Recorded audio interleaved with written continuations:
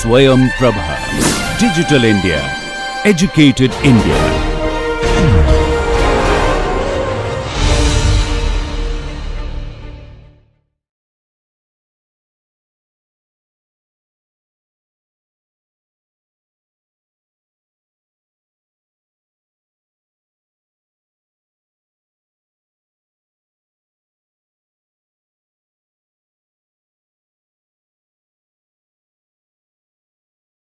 Hello and welcome to the 10th module of Marketing Management with a VUCA perspective. We are covering fundamentals and I'm your friend and your guide through the entire process, Siddhiprad Bhattacharya. We've understood a lot about how planning happens when we approach the entire marketing subject. We've looked at cases both Indian as well as international, and today we are trying to understand the core subject of marketing, where it all starts and ends. We are talking about the customer, or if you will, the consumer. In the words of famous ad man David Ogilvy, the consumer isn't a moron, she is your wife. You insult her intelligence if you assume that a mere slogan and a few vapid adjectives will persuade her to buy anything. You have to be extremely considerate of what you put out in front of consumers, lest you risk their wrath.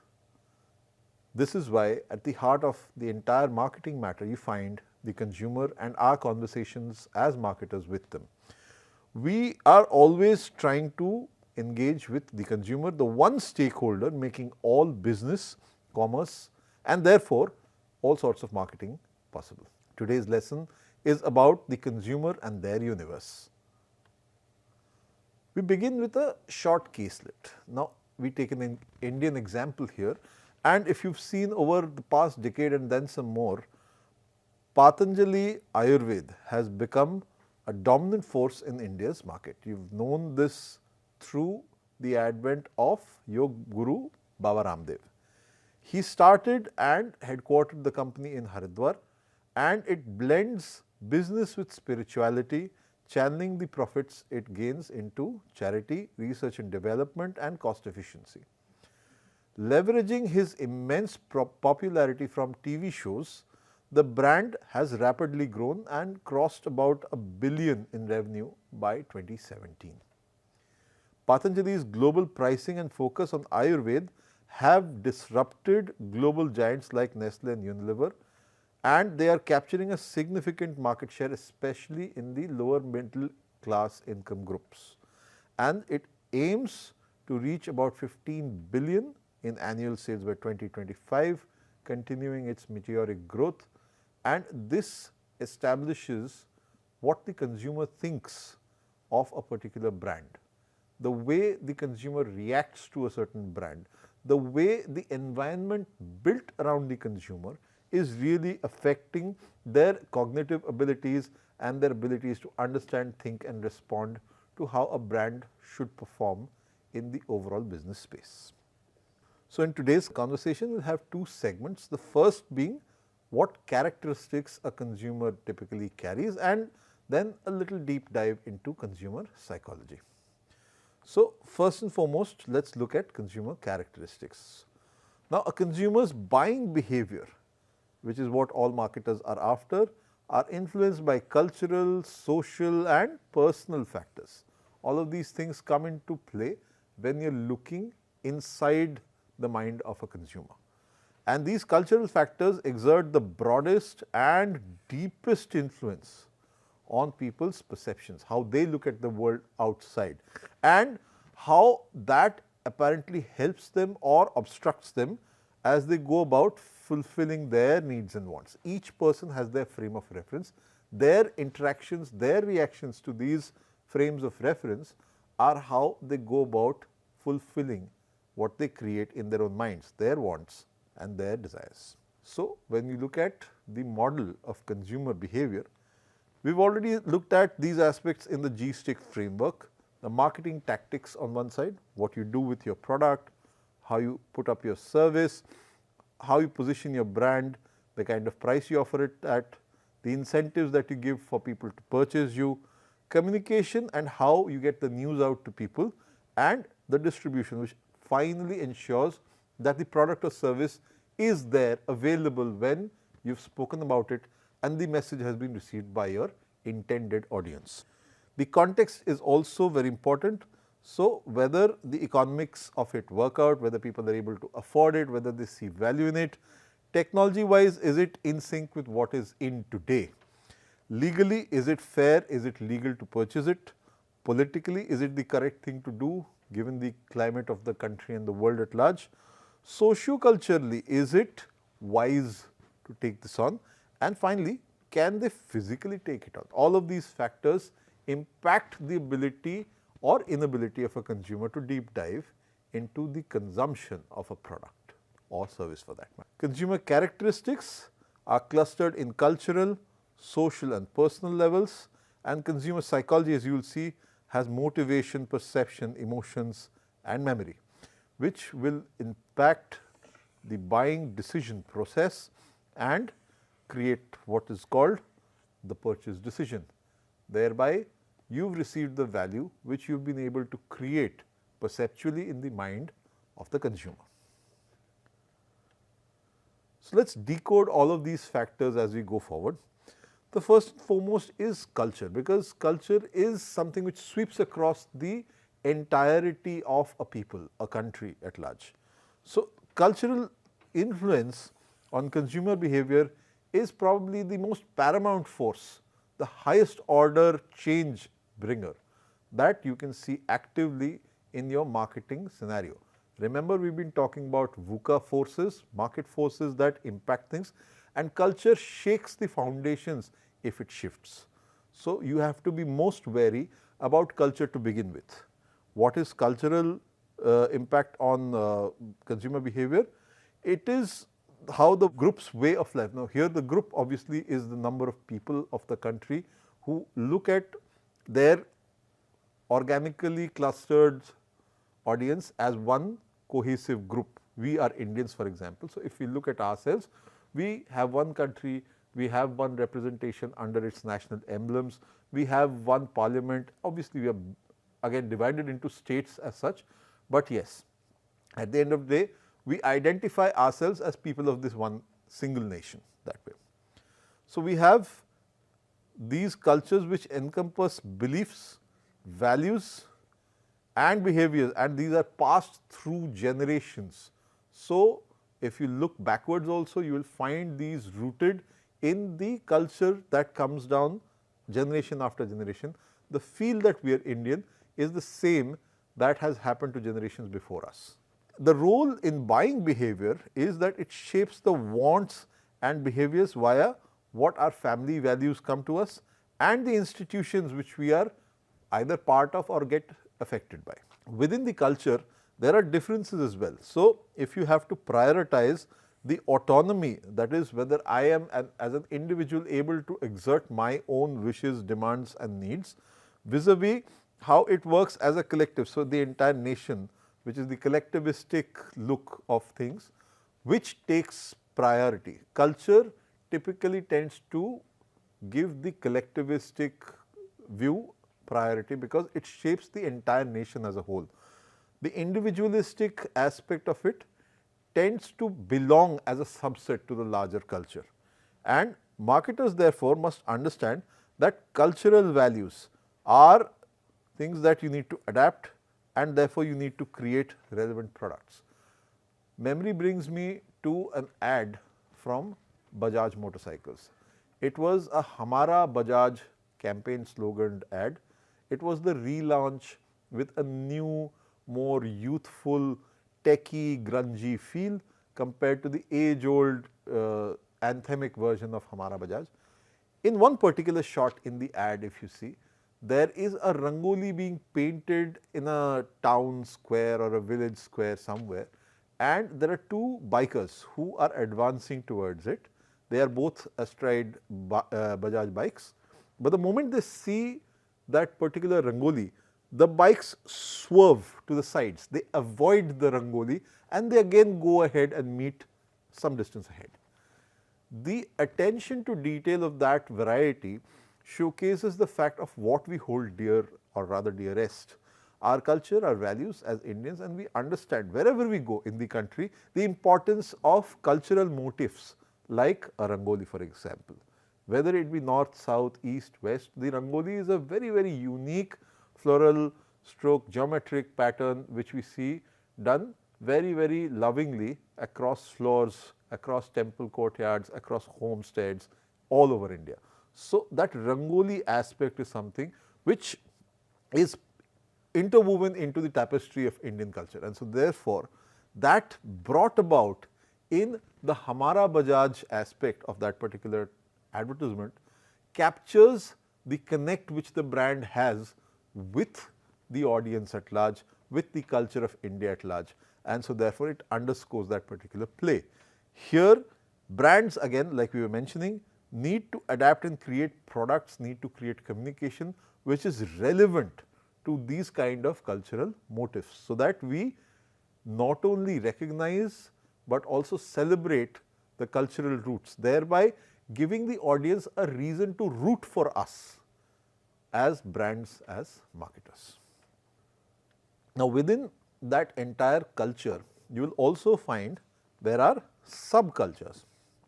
These could be on the basis of region, on the basis of language, on the basis of socio-economic classification, a variety of ways to slice and dice the audience at large. So, nationalities can give you subcultures, religions can do so, racial groups can do so, and other specific identities all tend to give you that kind of an identification. And the opportunity for a marketer is that within this entire construct, they have to create audience segments. These should be large and definitely should be affluent, because if you are going to engage with them commercially, you are going to communicate them and ask them to buy into you as a brand or buy of your products. You need to ensure that they are either many in number, so that even if your product is very, very nominally priced, the volumes does the trick, or else if it is a high ticket item, then the value is such that there should be enough purchasing power within that particular audience members to go ahead and purchase into you as a brand. For example, if you have got loyalty programs, now loyalty programs and shopping experiences can give out data, and these showcase what kind of diverse cultural preferences people have.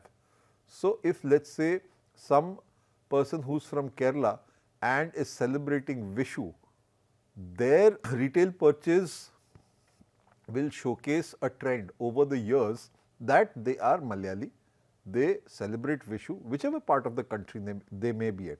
And so, therefore, a clothing store chain which is spread all across India can track them down and give them a very, very pointed and a very, very personalized message prior to Vishu and welcome them to go and purchase something which is aligned to the festival and also appeals to their tastes.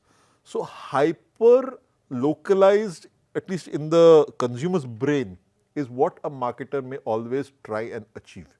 And data points like this can actually strengthen the way a marketer can approach the subject of communication to a end customer. In terms of social factors and buying behaviors, you will see social influences also steeping into the entire system. You will see reference groups, people who are either senior to you or you look up to them, they become your reference groups. You notice what they do and you try to take certain learnings out of those inputs. You also have people in your family who shape the customer's decisions. They shape the way consumers look at their universe and they perceive what other people have done to be the caveat which they should look towards. References could be family, it could be friends, it could be co-workers, it could be aspirational groups, people who you would like to be like sometime down the line in the future. And so, therefore, that aspiration can actually push you towards a certain direction of consumption. You could also have dissociative groups. So, therefore, groups whose values the individuals reject and so, therefore, that group and you are othered. You stay apart from that particular group and you do not make the same choices as exhibited by that particular group. So, with that you stand apart.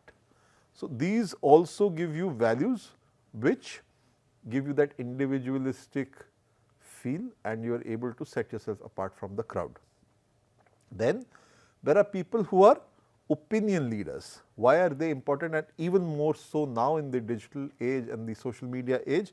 These are influential individuals and they offer you product advice. They tell you that, hey, this is doing its job or this service will get the job done because of these certain factors.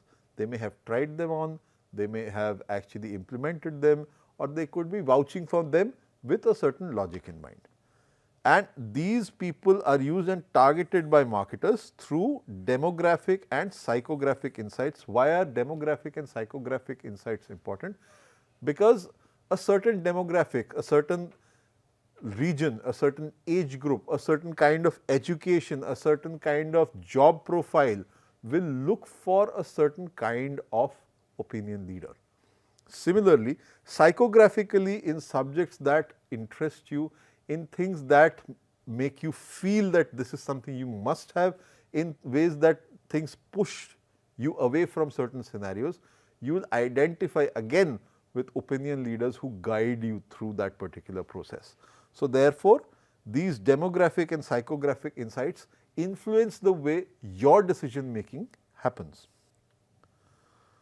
Now, roles and status in groups and exerted influence. Here we see that people actively play roles.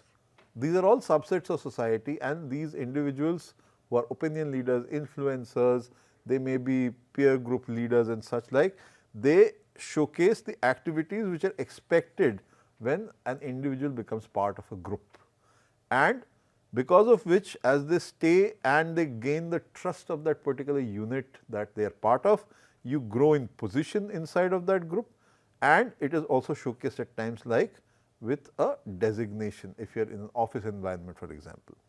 Now, the product choices that you pick up, these also reflect and communicate your role or status in society.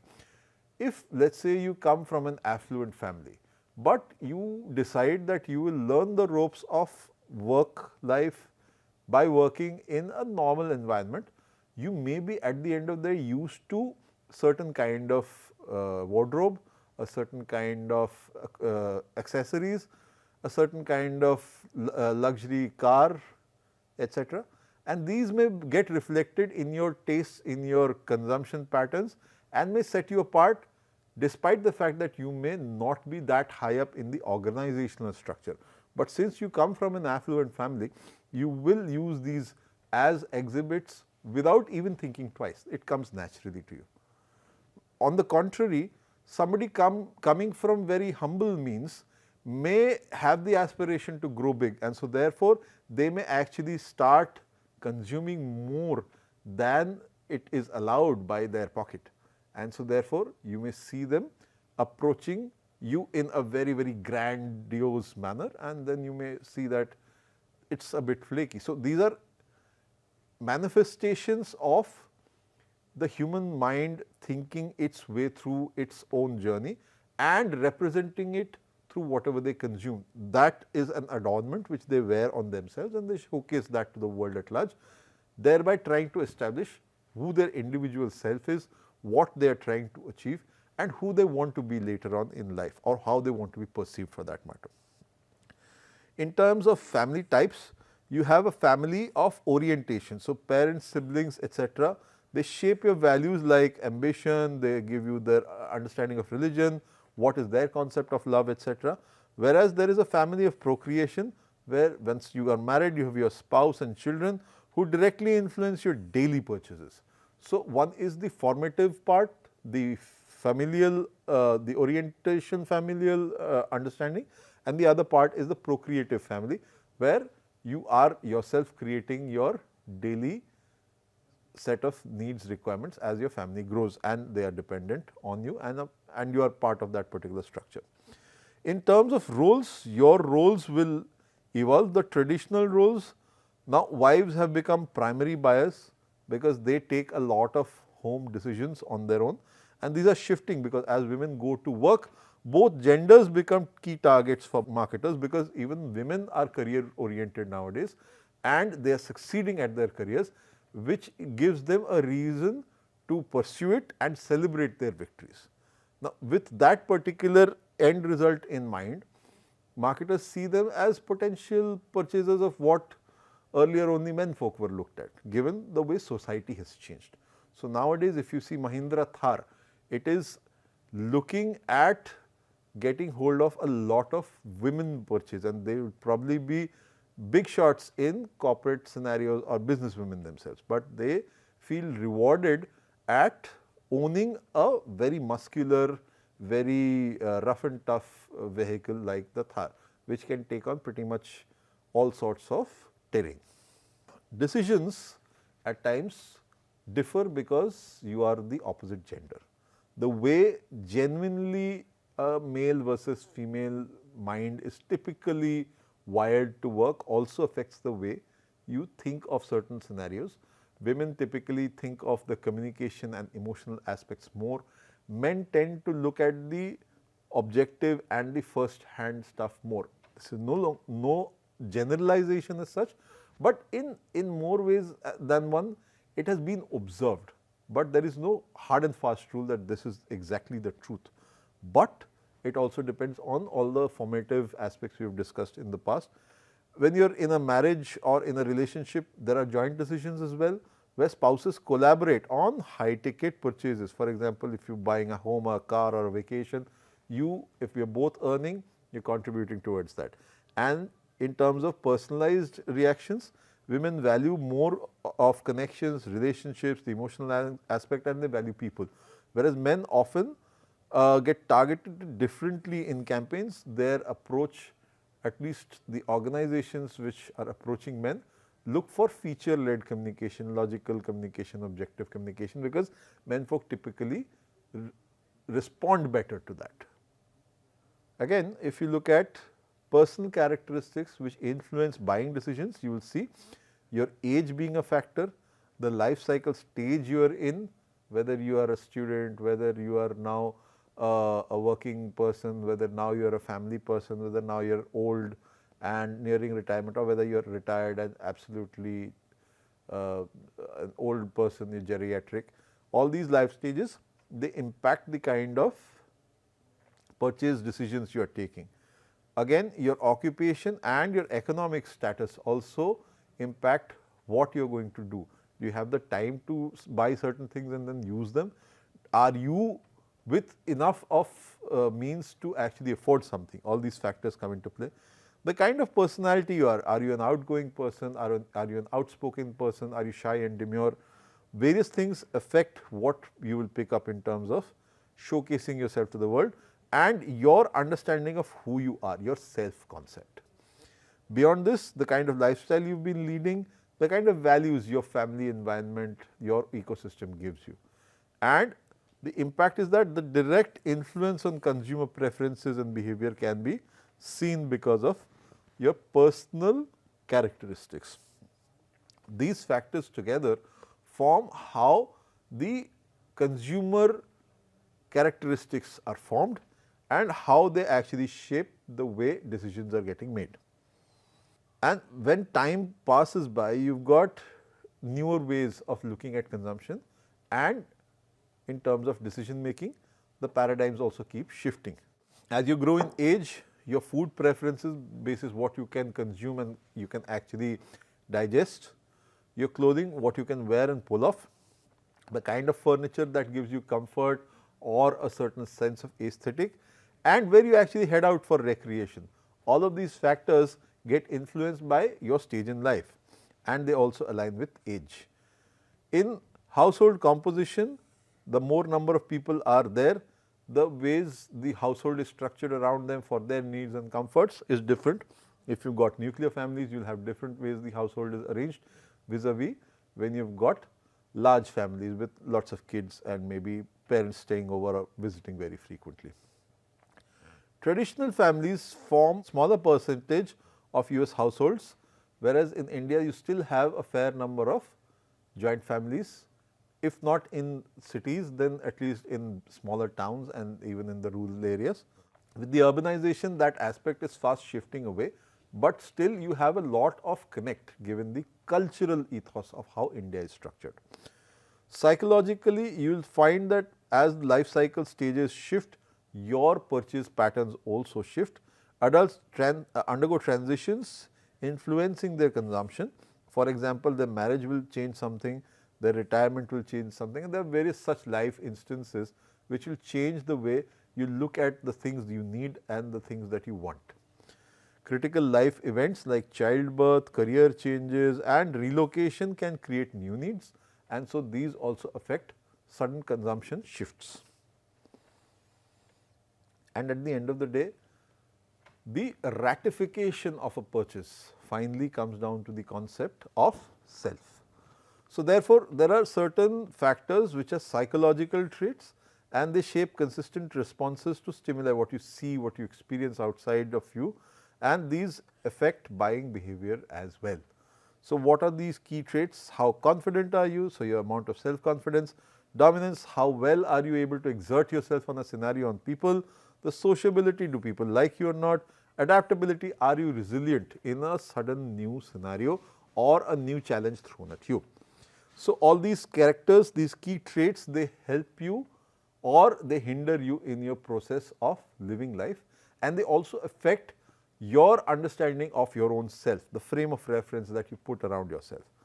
The self concept helps you, and it also helps you align brand choices, the kind of brands that you choose, the kind of clothes that you wear, the kind of toothbrush that you use, the kind of dog that you are running around and the kind of feed that that dog gets, the kind of bed you lay on, the kind of car you drive, the kind of flights you take. All of these factors are brand choices as well, and consumers choose brands that align with their actual, ideal or others' points of view about themselves, depending on their nature. If the actual realist is there, they will take up the actual perspective. If somebody is an optimist, they will take up an ideal perspective. Somebody who is completely introvertish, they will take others' points of view on themselves and maybe choose accordingly. Public versus private products also impact on the way you interact with them. So, if there are publicly consumed goods, your way of interacting them will be very, very different. For example, a metro rail service vis-a-vis your personal car. The way you treat a metro rail vis-a-vis the way you treat your own personal car are vastly different. Self-monitoring and consumers who are sensitive to others' view, they are highly monitoring themselves. So, they are concerned about how others think and look at them, and they prefer brands which fit the consumption context because they want to look the part. They want to come across fitting the image that they think other people have of them. And there are multiple self aspects at play at times because there are various facets of their personality in various situations. People who are in a satsang may be absolutely devoted. The moment they step out and they are on the road, they may turn into maniacs because of the traffic situation. So, it depends on the external stimuli as much as it is the conditioning and the construct working within the individual. So, a variety of factors affect the concept of self, and the concept of self is also not fixed. It keeps shifting, it keeps changing depending on the external stimuli. And whatever has happened to you till this point in time defines your lifestyle and the values that you carry into any particular scenario or conversation.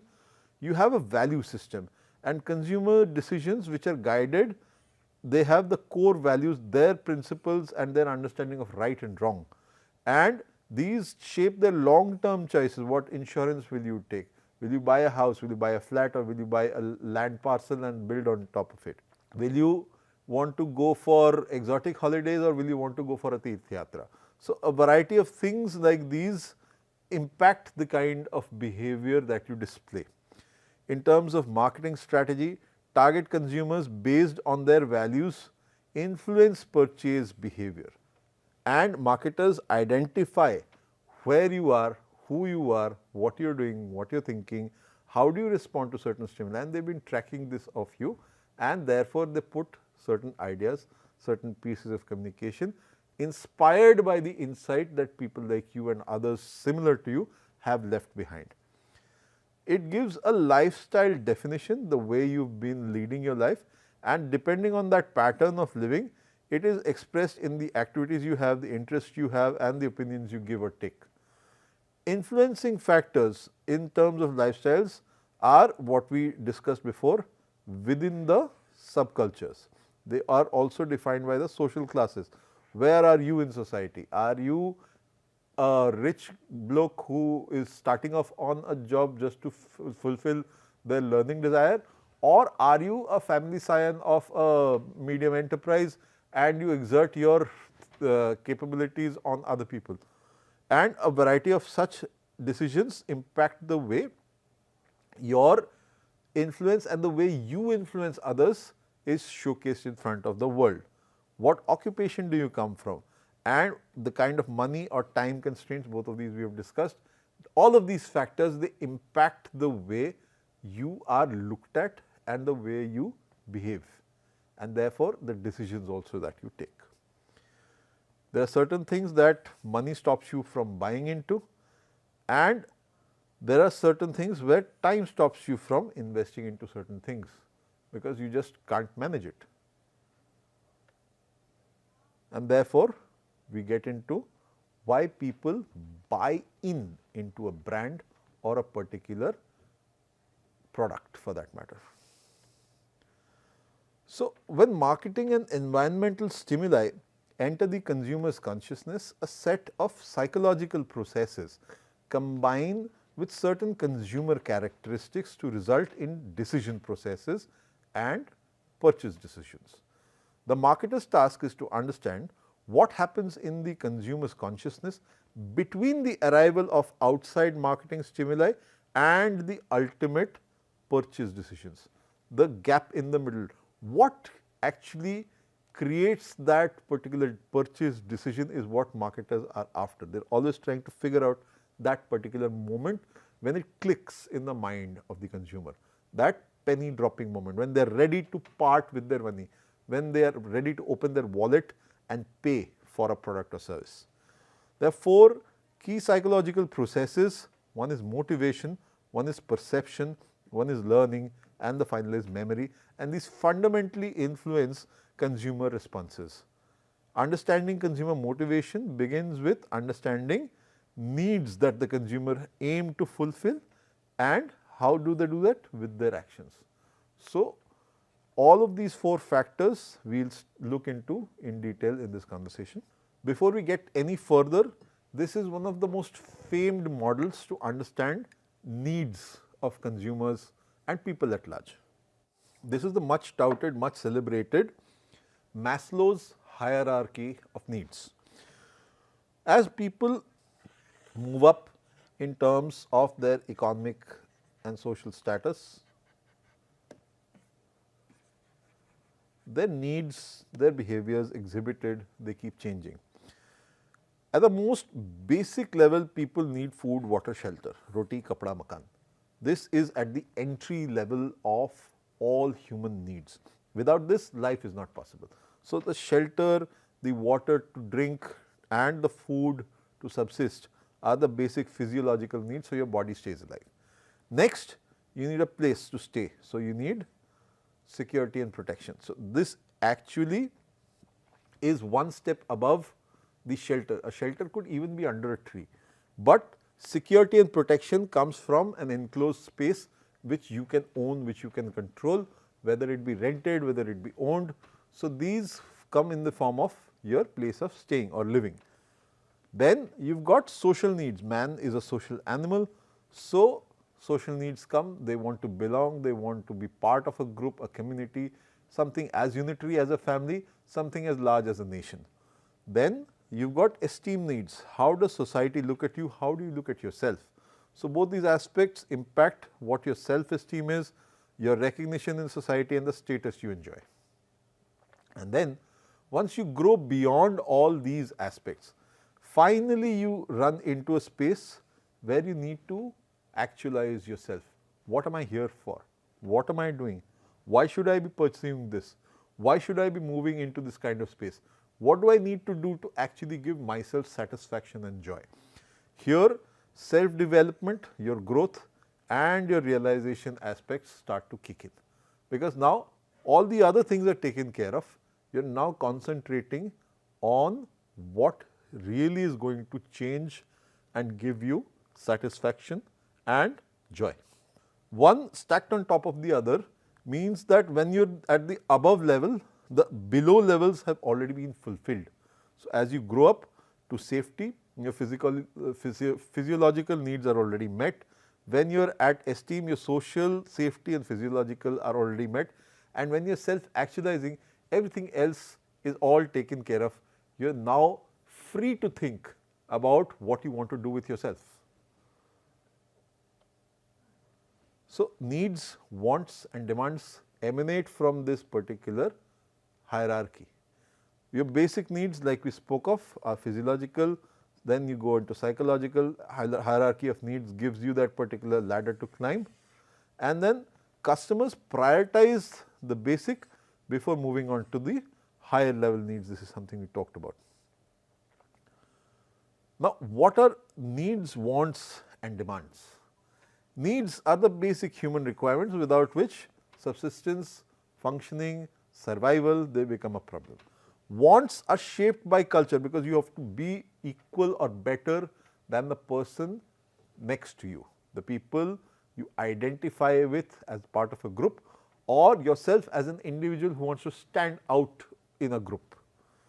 This also is driven by the preferences, maybe food. So, you have got tandoori chicken, it defines what kind of an eater are you. Similarly, what are demands? These are backed by the ability to pay. Here is my money, give me what I want. That is at the end of the day a demand, and you feel that it is your birthright. You feel that I can pay and I can get that particular item out of whosoever the provider is. This is something which establishes status, for example, like owning a Mercedes. So, all of these factors talk about how needs are tiered into wants and tiered therefore into demands by moving up the social order. The role for marketers here is to understand that needs need to be aligned with products, and you need to also look at pre-existing needs. For example, the Mercedes we spoke of, where you get social status from owning one, and similarly help consumers discover and fill latent needs. Now, latent needs are things that they may probably not realize, like fluoride in toothpaste, but gives you whiter teeth.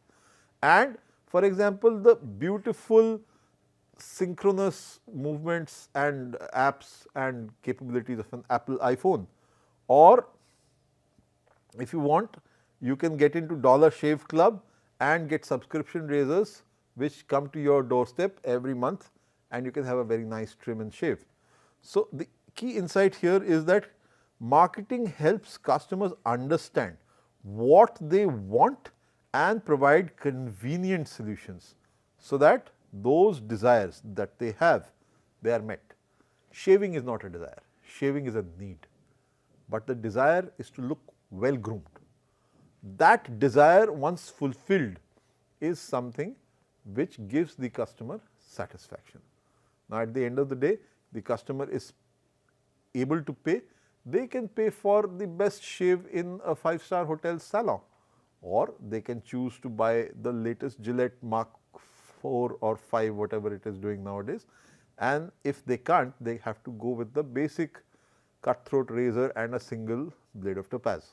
So, this is the capability married into the kind of requirements which we define by needs, wants and desires. So, what really pushes a consumer into taking a decision? Motivation at the end of the day. So, what is motivation? It is choosing one goal over another. I choose to let go of a certain kind of food because it will give my throat some relief if I have warm food nowadays. If I speak a lot, I need to keep my throat in order. else I will cough. In case of intensity, the level of effort required to achieve the goal. Now, let us say I have a bad cough. So, what do? I take strepsils, I take medicine, I gargle myself very nicely first time in the morning and the last time in the night, and I ensure my throat stays in top notch order. And then if I am further moved to ensure that I get the right results which I am looking for, then I get into some sort of research also.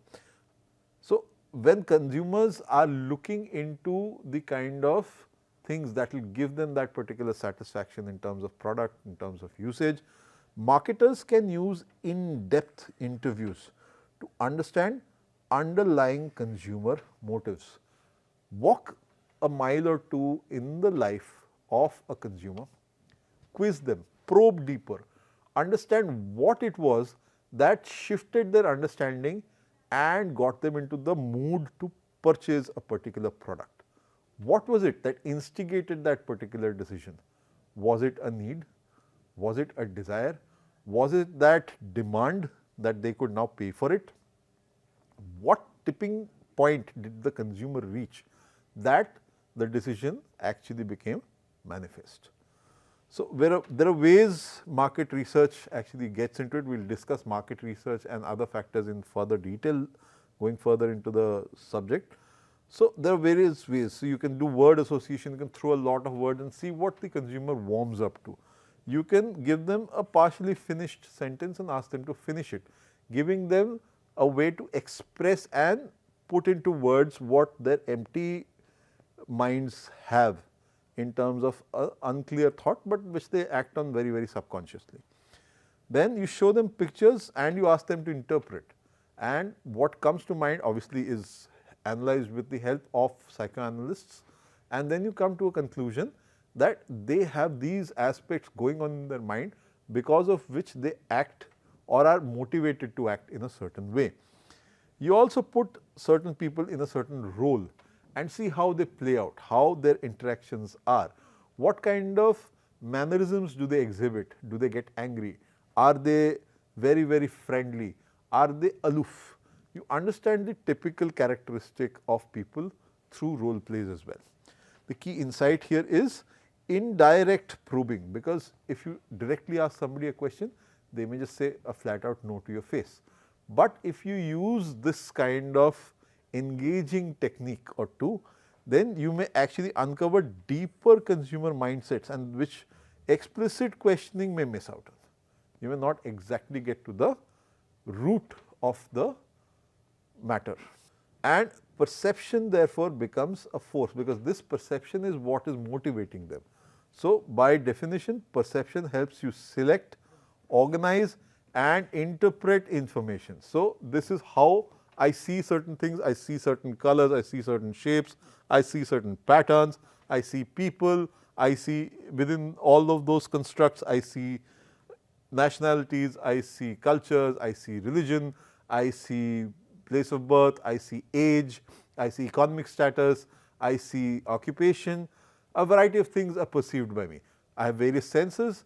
My hearing also tells me a lot about certain things about people, how well read are they, what kind of language capabilities do they have, how confident are they, and a variety of other things alongside that. Similarly, smells, touch, taste tell you a variety of other sensorial inputs that help you understand products, scenarios, people and such like. Perceptions are shaped because consumers realize all these things through their sensorials, and that is how they perceive more than reality. So, whatever may physically be there, the perception that this must be the way it is because this happened or because of that this has happened or this has come about is a realization which goes on in the mind of the consumer. It happens in the mind of every individual. We are always processing information and coming up with answers which our mind, according to its logic, sets in a certain pattern. So, those things help drive perceptions and it helps us cope with the world that is around us. It helps us make sense of the stimuli we receive. Physical stimuli on one hand, their context could influence people: heat, cold, warmth, coolness, breeze, lack of it, good food, bad, headache, a variety of things. You getting clubbed into a small elevator and the electricity going off, all of these are physical stimuli. A loud shout, sudden rain and snow, sleet, a cricket ball coming and hitting you in the head, these are all physical stimuli, and they affect the way you react. And each individual has their own conditions and experiences, basis which they have a certain mindset and a certain perception of things around them. This is learned, and we will cover it further in the conversation ahead. Here key perceptual processes are there. You have selective attention, which ensures that you are able to attend to things only through one or two sensories. So, for example, at times only your sense of hearing and your skin may be active. For example, when you are playing a sport like swimming, for example. So, your ear helps you balance and the skin helps you understand that you are wet, and your muscles obviously help you swim through the water. If you are talking about grasping food, your nose and your mouth together are working, your sense of smell and your sense of taste together are working. When you are meeting an old friend, your eyes, your ears, your skin, a lot of other sensories come into place together. You hug them tightly, met after a long time, and brings back memories. So, we will come to memories also going further in this conversation. So, you are able to give attention, and when you are meeting somebody you are interested in, the rest of the world seems to drop away. Similarly, you are able to distort certain things. You want to hear things or you want to see things the way you want. So, it may at times play tricks on your mind. What you see is the way you have seen things, and it may distort your understanding of reality. Also, selective retention. How attentive were you? Under what kind of stress were you? Did you have any substance before that? So, depends on those things, the state of mind which you were in will help you remember certain things or will help you actually forget about certain aspects as well. So, all of these things derive the perception, because perception is at the end of the day the summary of your entire experience put out there. And when there is selective attention, you screen certain stimuli and focus on what is relevant or unexpected, and this is relevant to a current need. For example, if you have got smartphone ads and you are having trouble inside of a particular noisy place, you will remember the smartphone ads and you will remember probably the phone AirPods that you can buy alongside. Anticipated, you have got work, you have got laptops, you are in a tech store, that is anticipated stimuli. And sudden deviations like a Black Friday sale or a sudden change or a flash sale, these are examples of things which showcase a sudden arresting visual which you catch on to. And these unexpected offers can bypass the filters that the brain has put in to avoid certain information. And there is subliminal perception as well, where subconsciously you are picking up certain pieces of information. No evidence currently supports systematic control by marketers, but there have been attempts in the past to subliminally message the human brain. Similarly, you have got information which fits preconceptions. So, where you have got branded versus unbranded taste tests, the famous Pepsi and Coke blindfolded tests are example of this. Then label changes, for example, Coors can change the label and the perceived product differences can be outlined without any actual changes. These are actual social experiments which have been worked, and people perceive something branded to be of a higher value, especially a brand which they recognize and respect. Similarly, in terms of visual influence, students describe red tinted white wine as red wine due to the visual cues. Similarly, market advantage wise, strong brands benefit when ambiguous communication or information is received, because let us say surf for an example. Surf has become so synonymous with washing detergent that even if somebody is in the hinterland of India and asking for a detergent which is cheaper than how Surf will be priced in the market, they will go and ask for cheaper Surf. But Surf literally owns the category. The strength of the brand lies there. It has so high a recall that even cheaper detergent variants will still be called Surf by people. So, therefore, the brand recall is extremely high and that gives them better mileage in the longer run. And then there are emotions. So, these are mental states and they could be across joy, fear, anger, love, hate, a variety of various things, and they drive your physiological and behavioral changes. Emotional responses in marketing also actually tend to push the boundaries of rationality. It makes you do stuff which you did not expect to be doing as a logical thinking rational person. And these emotional connections appeal when brands use them and they increase the brand loyalty. Coca-Cola, Hallmark have been able to use this to the hilt. Then in terms of creating strategies which straddle this, you can take Kimberly Clark's example of break the cycle, where they give consumer comfort and engagement a high. Similarly, Ray-Ban's Never Hide is a campaign to bring out the extroversion which is possible within humans, even within introvert people, and it linked emotions of confidence and style, which helped you exemplify your presence in the room. Then there is memory and nostalgia. So, nostalgia, you have seen examples like how at various points in time the Cadbury's ad of a lady dancing at her significant other's performance in a cricket match was again replicated by the same brand Cadbury's stroke Mondelez, where the gender roles were flipped, but this situation was by and large the same. So, this is example enough of how communication can actually build from nostalgia. This was something which the boomer and millennial generation remember very well, but the Gen Z and Gen Alpha saw this and then they were told by their predecessing generations that they had seen something and it created a new layer of interest where people went back and saw the old ad, saw the new ad. There was a lot of conversation and the whole conversation trended, giving the brand the necessary highlight without having spent so much. A variety of brands have successfully done these, and these retro tactics are things marketers bring into play so that they can get the extra eyeball value of the consumer. Again, emotions affect decision making. You have got influence on judgments. For example, the emotional state you are in, the fear, the happiness, the excitement you are in, all of these affect the marketing effectiveness.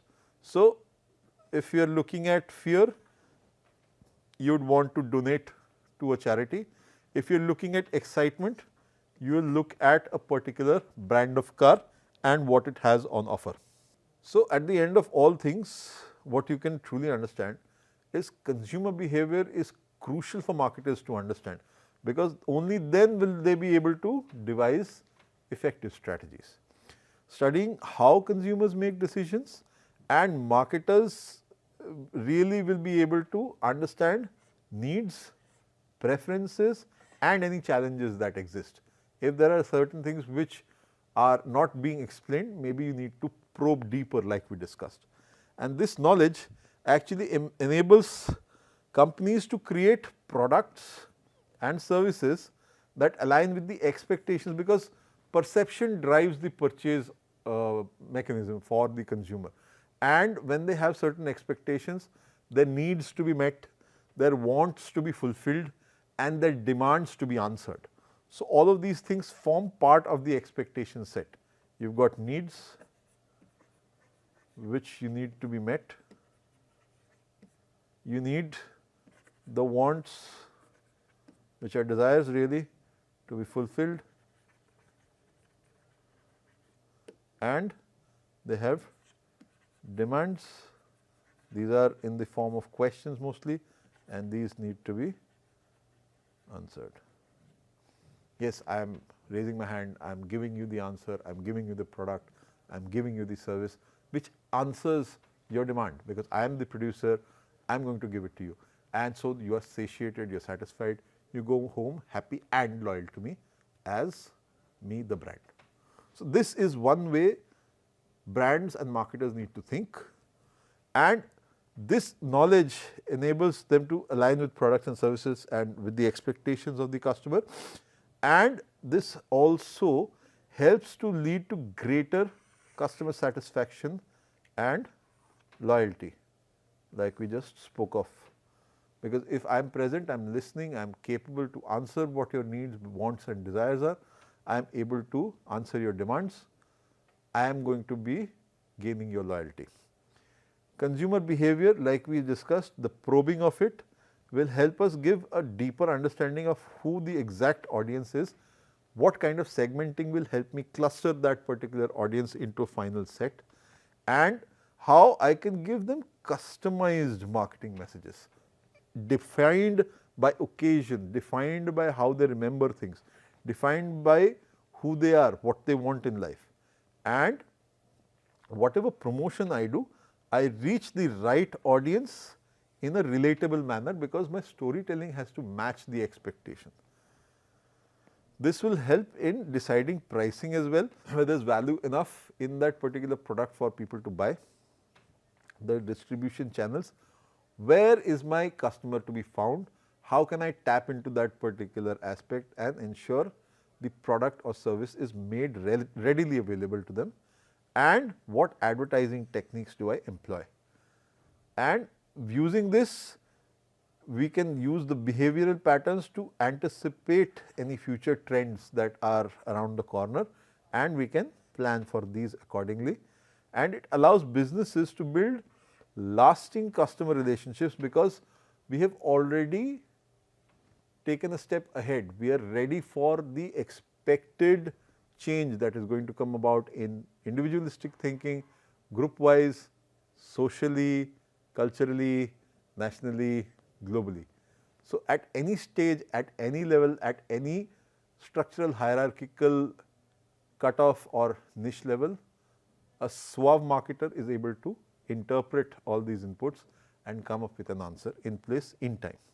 This helps boost sales and helps the organization and brand remain competitive in the market. So, that brings us to an end of today's conversation, and going further we will delve deeper into the minds of customers, because this is one foolproof weapon any marketer has. As long as they know their customer well, they understand market forces, the way they are shaping that particular business's destiny, they can get people to buy. And that is what we are covering in the next conversation. That is all for today. Thank you for being such a valued audience.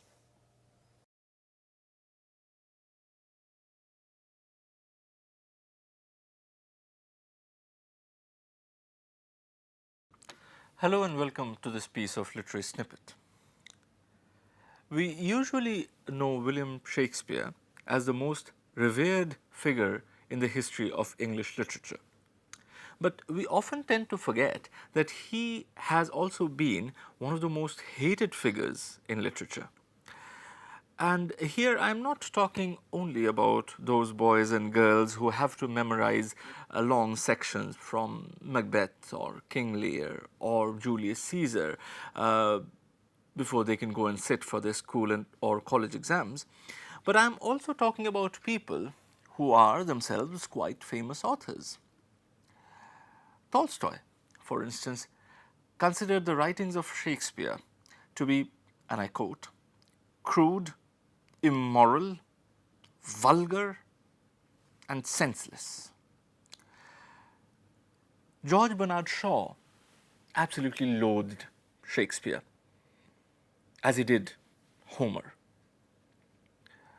But perhaps no other criticism about Shakespeare is more damaging than the one which says that Shakespeare is a marvelous storyteller, provided someone has told him the story earlier. Now, this piece of criticism is particularly damaging because it is true. None of Shakespeare's plays contain any original story whatsoever.